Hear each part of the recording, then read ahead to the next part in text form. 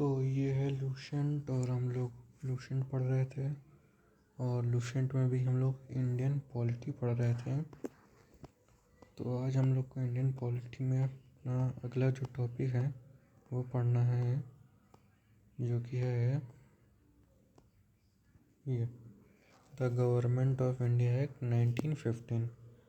अभी तक हम ये पढ़ चुके हैं यहाँ तक 1909 तक, और ये पेज नंबर 200 चल रहा है।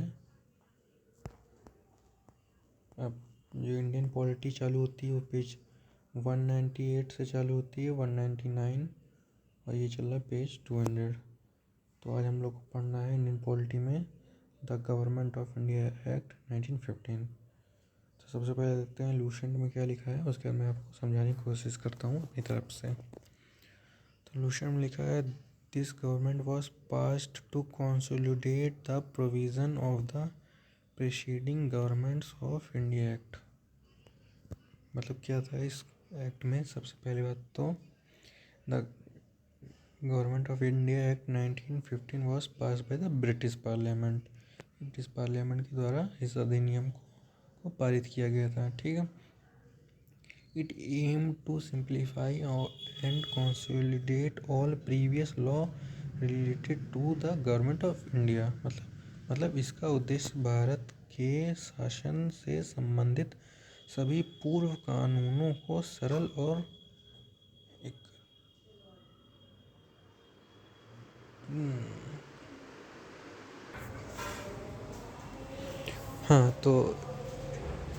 तो इसका उद्देश्य भारत के शासन से संबंधित सभी पूर्व कानूनों को सरल एवं एकत्रित करना था। ठीक।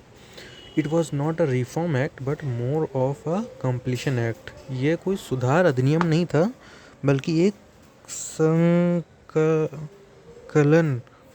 अधिनियम था, मतलब सभी नियमों को एकत्रित करने वाला। ठीक। It repeat and replace all 47 earlier act. इससे लगभग 47 पुराने अधिनियम को रद्द करके उनकी जगह ली।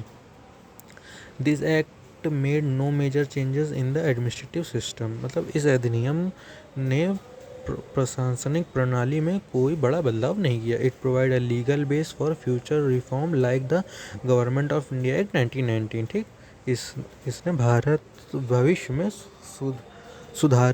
सुधारों जैसे भारत सरकार अधिनियम 1919 के लिए कानूनी आधार प्रदान किया। ठीक। क्या क्या इसमें जाने हम? इसने भारत प्रशासन से संबंधित सभी प्रमुख मौजूदा कानूनों को एकत्रित किया। लगभग 47 कानूनों को रद्द करके इस अधिनियम को सहमति किया गया। इसमें 8 भाग और 135 धाराएं थी। It has 8 part and 135 section. ठीक। It was purely a consolidating legislation not a reformative one. ठीक। ये केवल एक संहिताबद्ध अधिनियम था, ना कि कोई सुधारक कानून। It help in preparing the base for future legislative reform. इसने भविष्य में विधायी सुधारों के लिए आधार तैयार किया। ठीक। एक बार हम लोग उसका क्विक रिवीजन करते हैं क्या क्या हुआ था इसमें। सबसे पहले ये कब आया था? 1915 में ब्रिटिश पार्लियामेंट के द्वारा लाया गया था। क्यों लाया गया था भाई? भारत के जितने भी पुराने नियम थे उनको बदल के एक नया नियम ये लाया गया था। लगभग 47 एक्ट बदले गए थे प्रीवियस एक्ट। ठीक। और ये कोई रिफॉर्म नहीं था। ठीक। कोई नया वो रिफॉर्म नहीं था, कुछ नया किया जा रहा हो। पुराने ही जो एक्ट थे उन्हीं को ही एकत्रित करके एक ये सिंगल एक्ट इस तरह से बनाया गया था, जिसमें 8 पार्ट और 135 सेक्शन थे। और उसने फ्यूचर में जो अभी इसके बाद ये आएगा ना 1919, जिसे हम लोग मॉन्टेग्यू चेम्सफोर्ड रिफॉर्म भी बोलते हैं, उसकी एक ये नींव थी। ठीक। उसके लिए इसने एक नींव डाल दी थी। तो ये हुआ था इस अधिनियम में, इस गवर्नमेंट एक्ट में। अब हम लोग आगे पढ़ेंगे Montagu Chelmsford reform act and the government of India act 1919 भी जिसे बोलते हैं। ठीक है। तो हाँ, मैं आपको एक चीज़ और बता दूँ कि सबसे पहले मैं क्या करता हूँ, जो लूसेंट में लिखा होता है मैं वो आपको बताता हूँ।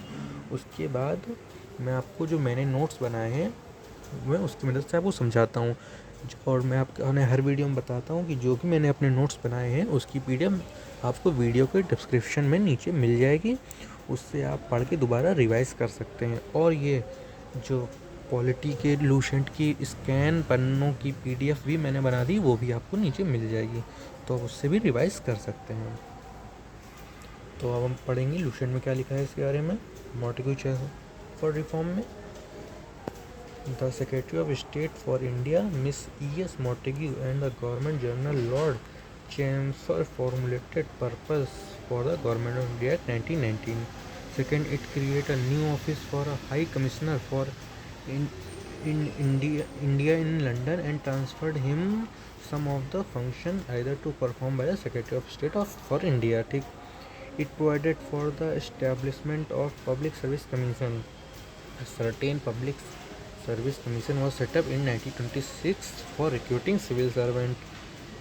Responsible government in provisions was to be introduced without impressing the responsibility of the government through the Governor General for administration of the province by restoring to device known as dyarchy और dual government. ठीक, इसके बारे में बताऊंगा, अभी मैं अच्छे से बताऊंगा, तो पहले देख लेते हैं क्या लिखा है इसमें। और This act provided voting right to Indian women for the first time. David Lloyd George was the first Prime Minister of England. ठीक, the subject of administration were to be divided into two categories, central and provisional. Central subjects were those which are exclusively kept under the control of central government. The provisional subjects were subdivided into transparent and reserved. The transfer reserve will be administered by the governor with the aid of minister responsible to the legislative council, in which the portion of elected member was raised to 70%. The reserve subject were to be administered by the governor and his executive council with no responsibility to the legislature.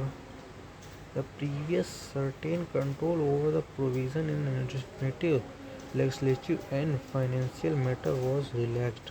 Source of revenue were divided into two categories so that the provisional could run the administration while the revenue raised by the provision themselves.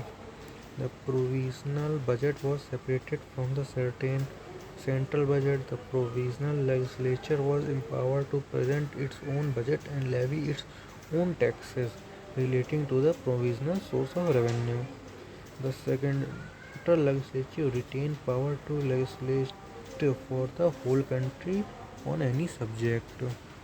The control of Governor General over provisional legislation was retained by the providing that a provisional bill, even though assisted to by the governor, would become law only when assisted to also by the Governor General.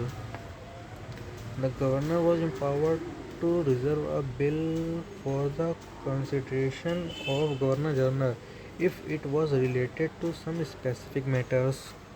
A Governor General is council continued to remain responsible only to the British Parliament through the Secretary of State for India. An Indian legislature was made more representative and for the first time bicameral. Leon Curtis was a British official and author. His idea concerning diarchy was important to in development of Government of India Act 1919, and his writing influenced the evolution of Commonwealth of Nations. The upper house was named the Council of State. This was composed of 60 members, of whom 34 were elected. The lower house was named the Legislative Assembly. This was composed about 144 members, whom 104 was elected. The electorate was arranged on a communal and section basis, developing the Morlem into device further. The Governor General overriding power in respect of certain legislation was retained as follows. Number A. His prior sanction was required to introduce bill relating to certain matter. He had the power to veto or reserve consideration of the Crown any bill passed by the Indian legislature. He had convey power of certifying bill or any grant refused by the legislature. He could make ordinance in case of emergency. Okay, उसके बाद आएगा सामान्य commission. इतना लिखा था हमारा Morley Chelmsford reform act में, जैसे गवर्नमेंट ऑफ इंडिया एक्ट 1980. अब इसमें मैं बताता हूँ क्या क्या इंपॉर्टेंट है. इसमें तो काफ़ी सारे पॉइंट लिखे हुए हैं लेकिन सारे इंपॉर्टेंट नहीं है. हम जो एग्ज़ाम के बेसिस पे इंपॉर्टेंट हैं वो बताता हूँ, और मेन क्या याद रखना मैं वो बताता हूँ. ठीक है. तो सबसे पहले गवर्नमेंट ऑफ इंडिया एक्ट 1919, जिसको मॉर्टिको चेम्सफोर्ड रिफॉर्म भी बोलते हैं. ठीक है, ये पूछता है. दूसरा, it is the British government declared in 1970 that responsible government would be gradually introduced in India. मतलब 1917 में ब्रिटिश सरकार ने घोषणा की कि भारत में उत्तरदायी शासन धीरे धीरे लागू किया जाएगा. उसके बाद, to implement this a report was prepared by Edwin Montagu and Lord Chelmsford in 1918. Okay, main चीज़ इसमें दे ही नहीं रखी है. इसे लागू करने के लिए 1980 में एडविन मोंटेग्यू और लॉर्ड चेम्सफोर्ड ने एक रिपोर्ट तैयार की. This report led to the government of India act 1919. मतलब इस रिपोर्ट के आधार पर भारत सरकार अधिनियम 1919 बनाया गया था. ठीक, इस रिपोर्ट के आधार पर. ठीक है. कब रिपोर्ट बनाई गई थी? 1918 में. ठीक, तब ये फिर उसके 1919 में ये नियम बनाया गया. ठीक. दूसरा, it is popular known as the Montagu Chelmsford reform. मतलब इसको मोंटेग्यू चेम्सफोर्ड रिफॉर्म भी बोलते हैं, इससे पॉपुलर भी है, तो ये भी पूछ सकता है. ठीक. मेन फीचर, अब मेन जो चीज़ें हैं, और dyarchy was introduce in provision. मतलब डुअल गवर्नमेंट. ठीक, जो ये लिखा है ना यहाँ पे, ये आगे भाग गया कुछ ज़्यादा ही.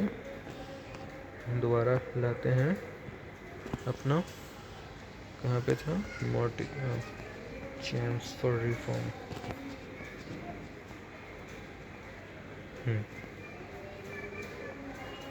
ये ना, हाँ, डायरेची. ठीक, डायरेची मतलब ये दिया गया डुअल गवर्नमेंट लगाई गई. ठीक. और दूसरा क्या, subject were divided into two category, transferred और रिजर्व. अब जैसे कि transfer subject was manage by Indian ministers. ठीक है, जैसे कि एजुकेशन, हेल्थ और agriculture. Reserve subject remain under the British government. ठीक, जैसे कि पुलिस, रेवेन्यू, लॉ और ऑर्डर. ठीक, ये इंपॉर्टेंट है. ट्रांसफ़र और रिजर्व में रिजर्व ट्रांसफ़र वाले इंडियन संभालेंगे और रिजर्व वाले ब्रिटिश संभालेंगे.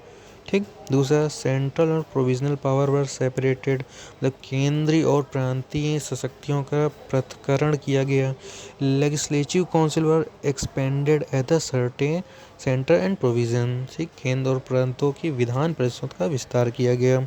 सम members were to be elected through direct election. कुछ सदस्यों का चयन प्रत्यक्ष चुनाव द्वारा किया गया. ठीक.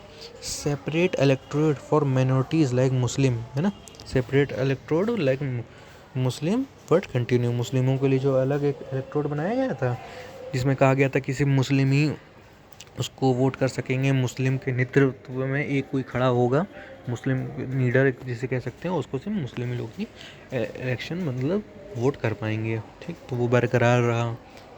ठीक. By cameral legislative was introduce at the centre. मतलब केंद्र में द्विशासनीय विधान व्यवस्था लागू की गई.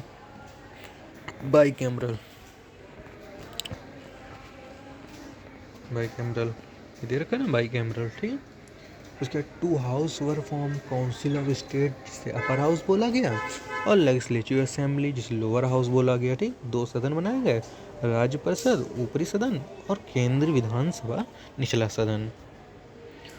First public service commission PSC was established in 1926. पहला लोक सेवा आयोग PSC 1926 में स्थापित किया गया.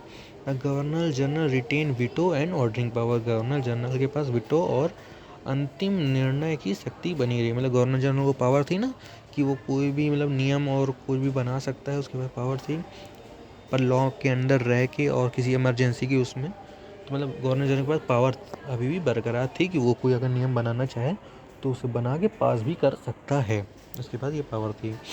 ठीक. But Indian national Congress reject this reform.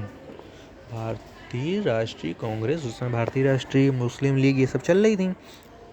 Muslim league यही मुसलमानों के लिए जो अलग बनाई गई थी. ठीक, उसके बाद इंडियन नेशनल कांग्रेस ने क्या किया, रिजेक्ट कर दिया इस रिफॉर्म को। भारतीय राष्ट्रीय कांग्रेस ने इस सुधार को अस्वीकार कर दिया।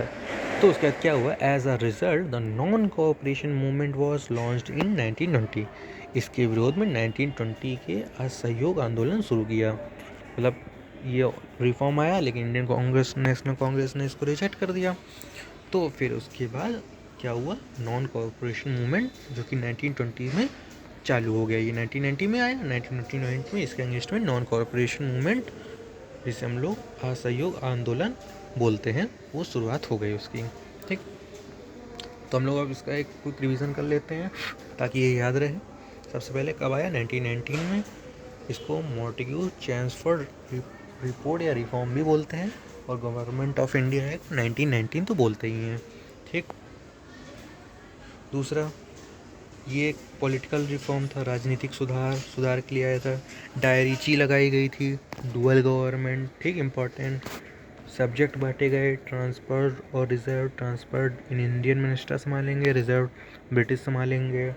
ठीक है, लेजिस्लेटिव काउंसिल उसको एक्सपेंड किया गया। ठीक, और मुस्लिम के लिए जो अलग इलेक्ट्रोड बनाया गया था, अलग इलेक्शन का नियम बनाया गया था, वो बरकरार रहा। ठीक, बाई कैमरल 2 हाउस बनाए गए, अपर हाउस लोअर हाउस, पढ़ा ना अभी। और Indian public service commission, police established हुई 1926 में, पब्लिक सर्विस कमीशन है ना। और गवर्नर जनरल की जो पावर थी वो बरकरार रही। और इंडियन नेशनल कांग्रेस ने इस रिफॉर्म को रिजेक्ट कर दिया, और उसके बाद नॉन कॉरपोरेशन मूवमेंट 1920 में चालू हो गया। तो ये था इसका इतने बारे में। अब अगला साइमन कमीशन, इस अब बाद में पढ़ेंगे। आज के लिए इतना ही रखते हैं। आपको अब रिवीजन करना है। वीडियो के डिस्क्रिप्शन में मैं अपने नोट्स दे दूँगा, जिसमें मैंने हिंदी और इंग्लिश दोनों में लिख रखा है, ताकि हिंदी और इंग्लिश दोनों ही मीडियम के बच्चे पढ़ सकें। और इस PDF भी बना दी है इस बुक के स्कैन पन्नों की, लूसेंट की, पॉलिटी की, तो वो भी आपको नीचे मिल जाएगी वीडियो को डिस्क्रिप्शन में। अगर आपको मेरा पढ़ाया समझ में आया हो, आपकी समझ में आया हो, अच्छा लगा हो, तो आप वीडियो को लाइक करिए। कुछ कमेंट में करना चाहें तो कमेंट कर सकते हैं, और चैनल सब्सक्राइब कर लीजिएगा ताकि इसी तरह के वीडियो आप आगे देख सकें। Okay, thank you.